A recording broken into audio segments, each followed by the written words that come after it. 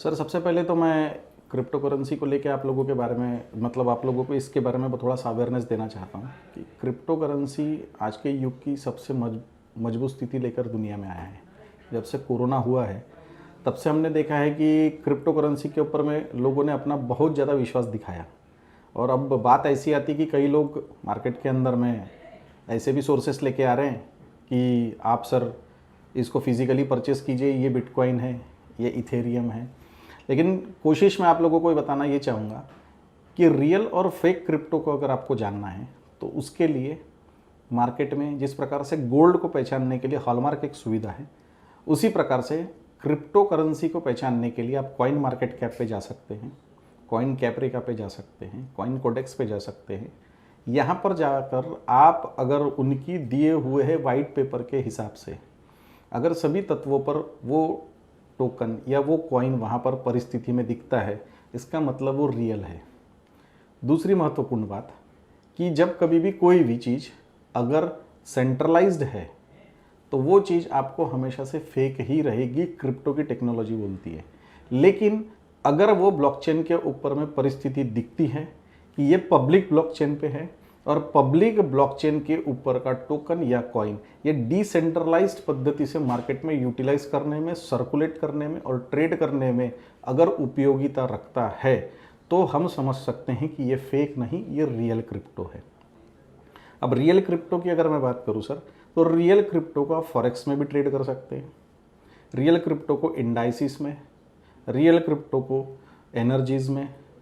Metals में, energies में, ऐसी बहुत सी जगह है जहां पर आप और इवन सर शेयर्स में भी आप क्रिप्टो को ट्रेड कर सकते हैं अगर वो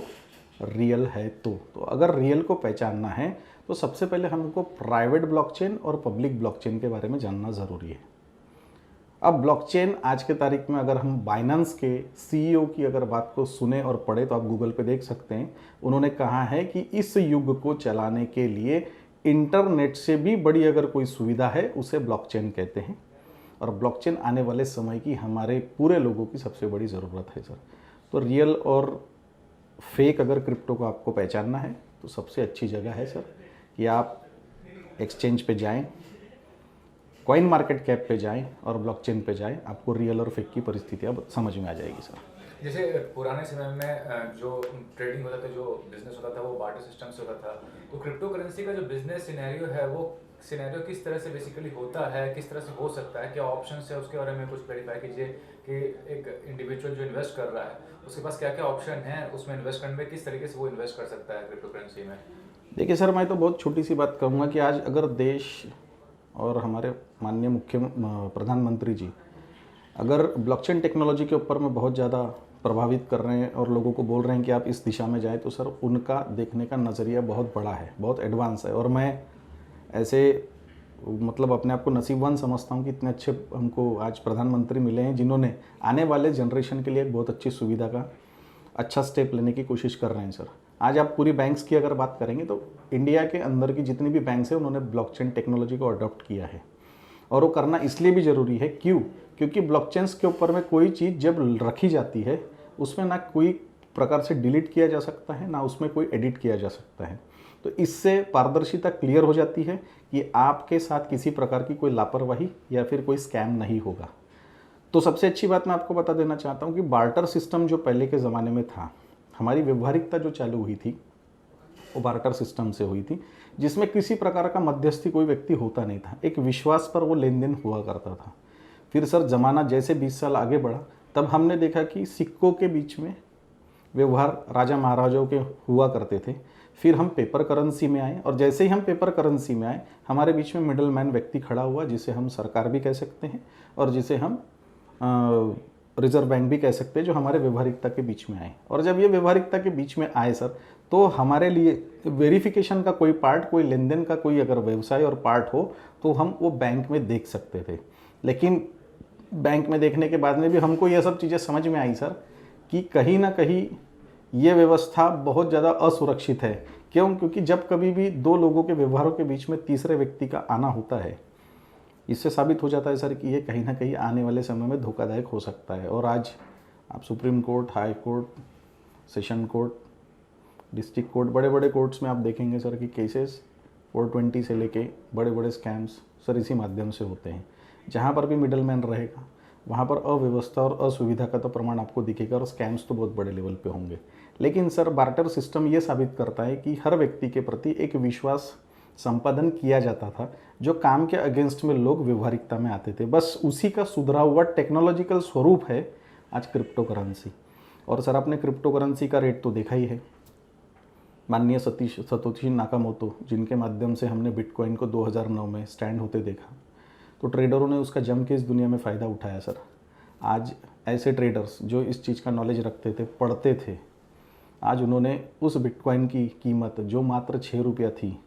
आज उसको 52 से 53 लाख रुपए में इस 2021 में खड़ा किया। तो ये आप समझ सकते हैं सर कि क्रिप्टो की क्या वर्थ बन सकती है और आने वाले जनरेशन के लिए कितना काम कर सकता है। ये भी कहना चाहूँगा कि पिछले कुछ सालों से हर चीज़ डिजिटल हो गया है, एजुकेशन से लेकर हर सेक्टर। क्रिप्टो करेंसी का जो डिजिटल मीडियम है, डिजिटल करेंसी जो कहा जाता है, तो ये जो मीडियम है, डिजिटलाइजेशन जो है, किस तरह से लोगों को इफेक्ट करेगा, ट्रेडिंग का तरीका क्या है डिजिटलाइजेशन के थ्रू, और कितना ज़्यादा ये इफेक्टिव होगा आगे चल के, क्या सिनेरियो होगा, क्या टेक्नोलॉजी में चेंज आने वाला है, या क्या टेक्नोलॉजी फिलहाल है, उसके बारे में कुछ इन्फॉर्मेशन दीजिए। सर जहाँ तक मेरी नज़र जा रही है और जहाँ तक मैं समझ पा रहा हूँ, ब्लॉकचेन टेक्नोलॉजी के लिए इंडिया भी अब एजुकेशनल एक अच्छे प्लेटफॉर्म को खड़ा कर रहा है। आज एमआईटी यूनिवर्सिटी आप अगर नाम सुने हैं और मैं भी उसके बारे में थोड़ा बहुत जानता हूँ, तो 1,80,000 से 2 लाख रुपए का फ़ीस चार्ज कर रही है ब्लॉकचेन टेक्नोलॉजी को पढ़ाने के लिए। और सर आने वाले युग में अब जब से कोरोना हमारे देश में आया है, तब से देखा जा रहा है कि बच्चों की स्कूली शिक्षाओं पर भी कहीं ना कहीं प्रतिबंध सा आ गया है। मोबाइल पर अगर एजुकेशन हो रहा है तो बच्चे कितने सीरियस हो सकते हैं आपको समझ में आ रही होगी बात। लेकिन सर मैं अगर बात करूं कि हर बच्चे को आने वाले समय के लिए अगर मोबाइल से जोड़ा जा रहा है, टेक्नोलॉजी से जोड़ा जा रहा है, तो सबसे महत्वपूर्ण टेक्नोलॉजी अगर देखी जाए तो ब्लॉकचेन ही है। और ब्लॉकचेन को अगर लोगों ने अच्छे से स्टडी कर लिया तो आज में जो जनसंख्या हमारे भारत की 135 से 136 करोड़ की है, उसमें से मात्र 3 से 4% ही एजुकेटेड लोगों ने क्रिप्टो को बहुत पहले दिन से एक्सेप्ट किया है। लेकिन आज अगर अवेयरनेस की बात करूं तो जब तक कि सर ब्लॉकचेन टेक्नोलॉजी को और क्रिप्टो को हम जान नहीं पाएंगे, तब तक कि उसको व्यवहारिकता में लाने के लिए हमें बहुत सी तकलीफ़ें सहन करनी पड़ेगी। अभी भी मार्केट में ऐसे कई लोग हैं जो इस चीज़ के बारे में बहुत ज़्यादा डरते हैं कि क्या ये चीज़ सुरक्षित है, लेकिन वो लोग ये नहीं जानते कि अगर मोबाइल के अंदर जितनी भी प्ले स्टोर्स में ऐप आप डाउनलोड करते हैं वो कितनी सुरक्षित है, इसके बारे में जिस प्रकार से आपको जानकारी नहीं है, उतने ही ज़्यादा 1000 से 2000% अगर सुरक्षित कोई है तो ब्लॉकचेन टेक्नोलॉजी है। मैं तो इस इंटरव्यू के माध्यम से और आपके सहयोग से मैं सभी से, पूरे दुनिया वालों से ये विनती करना चाहता हूं कि आज क्रिप्टो आपकी ज़िंदगी की महत्वपूर्ण आवश्यकता है। आने वाली 70 से 100 पीढ़ियों को अगर आप सुरक्षित करना चाहते हैं तो अपने जीवन का महत्वपूर्ण अंश अपने लिए जीवन में क्रिप्टो को परचेस करके या क्रिप्टो में ट्रेड करके या क्रिप्टो को यूटिलाइज़ करके या सर्कुलेट करके, जनरेट करके, होल्ड करके, कृपा करके उसको रखने की कोशिश करें। क्योंकि आने वाला समय ये दिखा रहा है हमको कि अगर हमको आत्मनिर्भर बनना है तो हमको क्रिप्टो के साथ चलना पड़ेगा, टेक्नोलॉजी के साथ चलना पड़ेगा सर। लास्टली ये कहना चाहूँगा, cryptocurrency as an investment medium कितना सेफ और सिक्योर है प्रेजेंटली, फ्यूचर में, और किस तरह से लोगों का रवैया फिलहाल के तौर पे, किस तरह से लोग देखते हैं, कितना नॉलेजेबल है या नॉलेजेबल कितना कर सकते हैं? सर जहाँ तक अगर क्रिप्टो की मैं बात करूँ तो मैं अभी भी लोगों को यही बात बोलना चाहूँगा कि ये पूरा बहुत बड़ा समुंदर है सर क्रिप्टो। अगर क्रिप्टो को जानना है सर तो आपको इंटरेस्ट लेना पड़ेगा। और इसमें मैं हमेशा से एक फार्मूला जो मैं खुद अडॉप्ट करता हूँ कि जीवन में हर स्टेप में पहली स्टेप लोगों में जो हमारे भारत में देखी जाती है वो है कि लोग पहले अर्निंग के पीछे भागते हैं कि मुझे कुछ अर्निंग हो जाए, उसके बाद में मैं अपने आप को ग्रो करूँगा, उसके बाद में मैं किसी की सुनूँगा, और उसके बाद में बात अगर बन गई तो फिर मैं लर्न करूँगा। लेकिन सर इस चीज़ में मैं थोड़ा उल्टा हूँ। जीवन में हर चीज़ अगर परखनी है तो सबसे पहले मेरा एक रुतबा और मेरा एक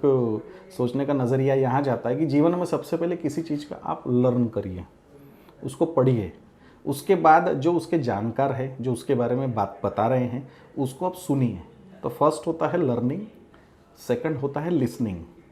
तीसरी स्टेप है सर ग्रोइंग। तब आप उसके साथ थोड़ा सा बढ़ने की कोशिश कीजिए, नॉलेज को डेवलप कीजिए, और सर लास्ट में जीवन में अगर ये सब चीज़ें आ गई तो सर अर्निंग तो अपने आप ही बन जाएगी। अब ये सेफ़ इसलिए भी है सर क्योंकि ये आपके कंट्रोल में है, आपके पास है। जिस प्रकार से आपका एटीएम का पासवर्ड आपके पास सुरक्षित है, बस उसी प्रकार से आने वाले समय के लिए क्रिप्टो इतना सिक्योर्ड और इतना सही है